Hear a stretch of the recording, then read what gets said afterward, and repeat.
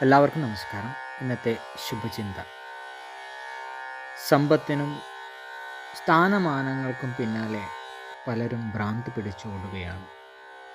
അത്തരക്കാർക്ക് അവരുടെ ഭ്രാന്ത് തിരിച്ചറിയാൻ കഴിയുന്നില്ല. ധനത്തിനും സ്ഥാനമാനങ്ങൾക്കും വേണ്ടിയുള്ള ഭ്രാന്ത് സ്വയം തിരിച്ചറിയാൻ കഴിയണം.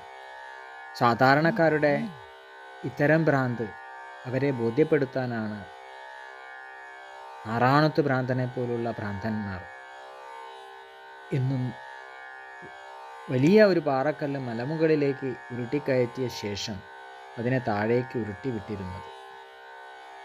ജീവിതത്തിൽ എന്തൊക്കെ നേടിയാലും മരണത്തോടെ അതിനെ എല്ലാം കൈവിട്ടു പോകണമെന്ന തത്വം ഓർമ്മിപ്പിക്കുകയാണ് ഇതിലൂടെ ആറാണത്ത് ഭ്രാന്തൻ ചെയ്തത്. എല്ലാവർക്കും നന്മകളുണ്ടാകട്ടെ. എല്ലാവർക്കും ജീവിത വിജയം ഉണ്ടാകട്ടെ. നന്ദി, നമസ്കാരം.